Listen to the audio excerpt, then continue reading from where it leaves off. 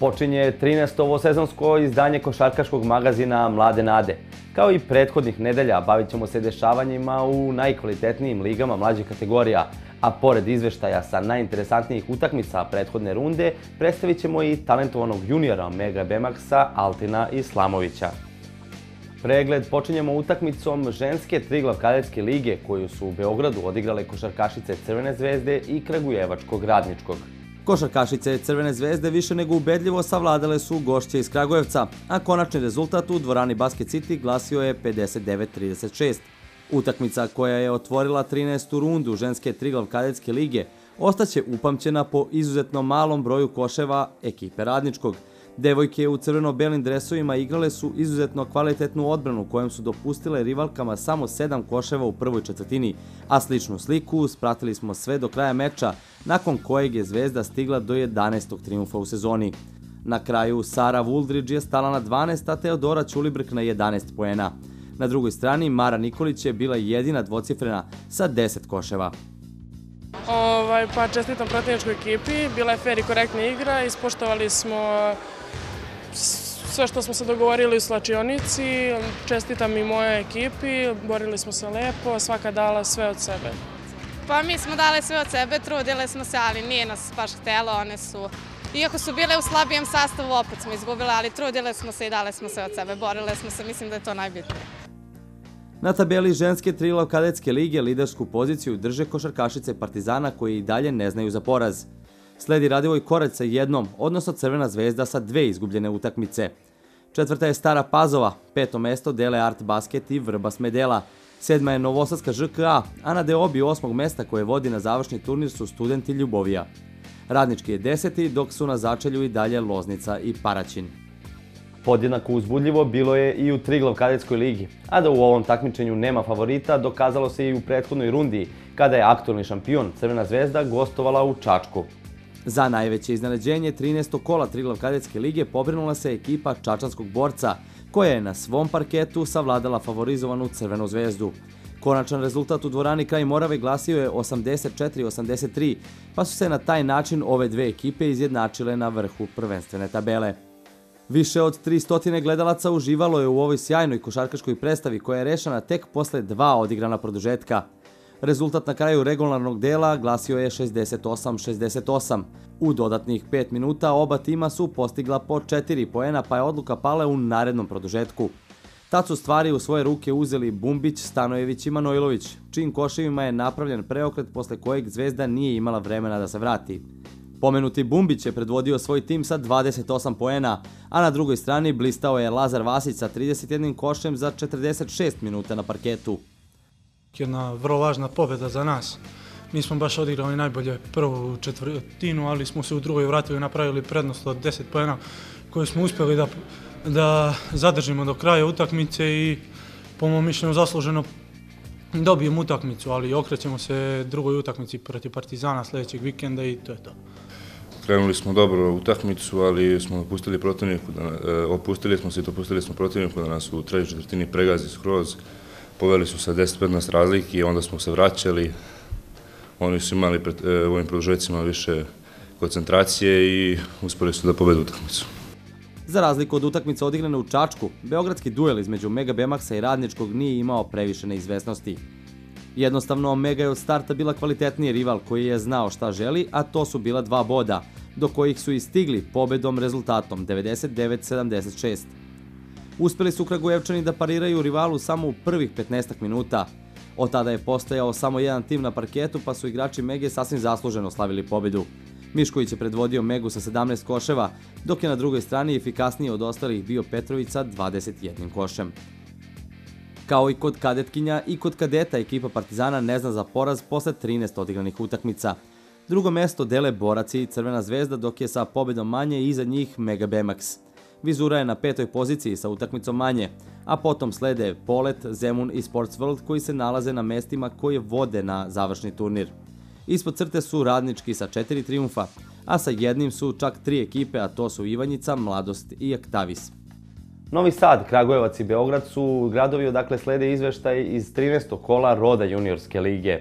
Posle poraza od Kraljevačkog Poleta, juniore Mega Bemaxa je očekivalo još jedno teško gostovanje, a u Novom Sadu ih je dočekala silno motivisana ekipa Vojvodine. Uprkos objektivnim problemima, ekipa Vlade Vukojičića kontrolisala je dešavanja na parketu.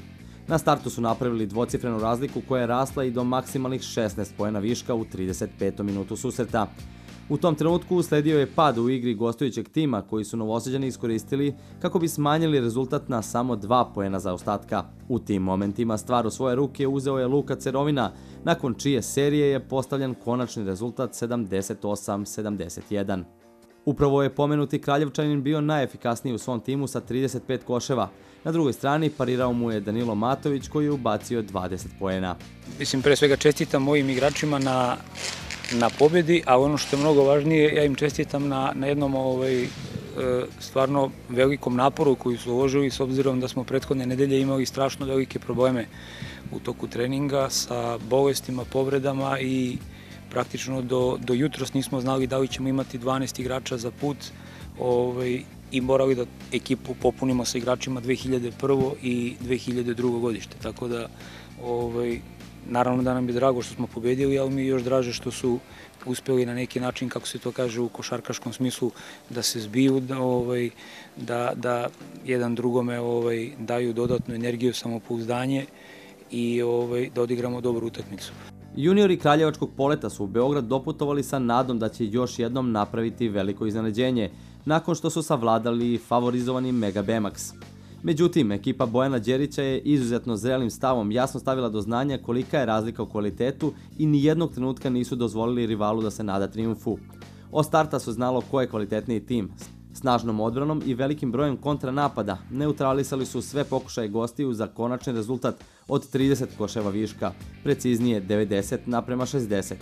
U takvoj partiji crveno-beli su imali čak trojicu igrača sa više od 20 ubačenih poena. Paunović je stao na 24, Popović na 23, a Tomašević na 22. Sa druge strane, Nemanja Sević je bio najefikasniji sa 14 koševa. Nismo uspeli pametno da odgovorimo na protivničku agresivnu odbranu i zbog velikog broja izgubljenih lopti na poluvreme smo gubili sa velikom razlikom koju u drugom poluvremenu nismo mogli da nadoknadimo. Čestitam ekipi Zvezde na zasluženoj pobjedi. Ekipa Poleta je iznenadila Megu kod kuće, nismo ni mi to očekivali, ušli smo pripremljeni u ovaj meč. I znali smo da neće biti lako i dali smo sve od sebe, sad idemo u laktaše, jedan jako bitan turnir za nas, daćemo sve od sebe i nadamo se osvajanju. Šumadijski derbi je odigran u Kragujevcu, gde je Radnički ugostio Čačansku Mladost koja je ostvarila ubedljivu pobedu rezultatom 75-60. Ključna prednost ostvarena je već u prvom poluvremenu, kada je čačanski tim napravio nedostižnih 20 koševa viška. U drugom poluvremenu nisu imali previše problema. Iskusno su održavali stečenu prednost i na taj način stigli do 8. triumfa u sezoni. Goste su predvodili Krsmanović i Pejović sa 16, odnosno 14 koševa. U domaćem timu najefikasnije bio je David Popović sa 17 poena i na taj način bio jedini sa dvocifrenim učinkom u timu Radničkog. Posle 13. kola Zvezda je usamljena na vrhu tabele roda juniorske lige sa skorom 11-2, dok su sa pobjedom manje Partizan i Mega. Mladost je na 4. mestu, potom sledi Beko koji ima i utakmicu manje. 6. je Vojvodina, 7. Dinamik, a u borbi za Final 8 su Zdravlje i Polet. Sloboda ima 3 triumfa i trenutno je 10. Radnički je 11. a Konstantin i dalje na posljednjem mestu. Iz Novog Pazara u Kraljevo, a potom u Beograd. Tako izgleda razvojni put talentovanog Altina Islamovića koji je za samo 2 sezone postao nezamenjivi član Mega Bemaxa. On će sa ovim timom koji predvodi Vlada Vukojičić ove sezone napasti 3 trofeja, juniorsku Evroligu, juniorsku ABA ligu kao i domaću Roda i juniorsku ligu. Košarku sam počeo trenirati zato što sam pre toga igrao fudbal i onda nešto sam se bio naljutio na trenera i među vremenu sam bio najviši u ekipi, kao na nagovoru drugara, kao ajde da počneš i ja sam krenuo i tu su ovi iz Kraljeva vidjeli, pitali su me kao jesi zainteresovan da dođeš kod nas, ja sam otišao kod njih te 2014-15.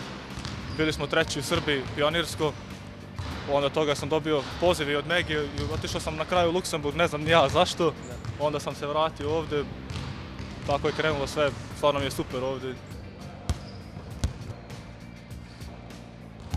Beograd znam još od ranije zato što imam tu strica i ništa mi nije bilo nepoznato. Eto, drugare, većinom sam znao sve odavde, zato što smo svi tu od nekud se znamo. Prvih mjesec dana, ono šta da kažem, navikavanje, uklapanje i sve to, onda posle nije bilo teško, stvarno, primili smo je super i odlično.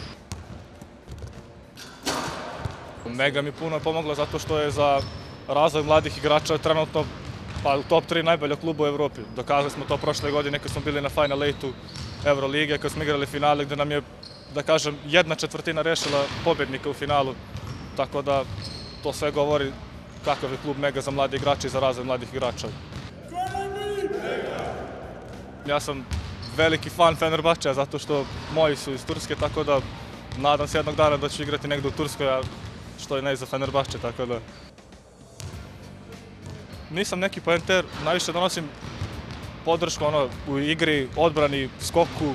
Ako me krene šut za 3, to je odlično, ako ne pokušavam nešto da se ističem, da forsiram, igram za ekipu, nisam neki pojedinac, da kažem, tako da više sam za ekipu nego za sebe. Za sad sezona je fenomenalna, imali smo neke ispade tako na gostovanjima gde smo sami krivi, ne možemo da tražimo alibi ni za šta, ali moramo se fokusiramo tako na te slabije ekipe jer uđemo mekano, da kažem, u utakmicu, ali što se tiče ovako sezone ko sezone je odlično. Ovo sada Final Four ove ABA lige, to nam isto mnogo znači zato što ćemo da igramo sa ekipama iz regiona, bivše Jugoslavije, tako da vidimo u stvari gde smo u odnosu na te druge ekipe.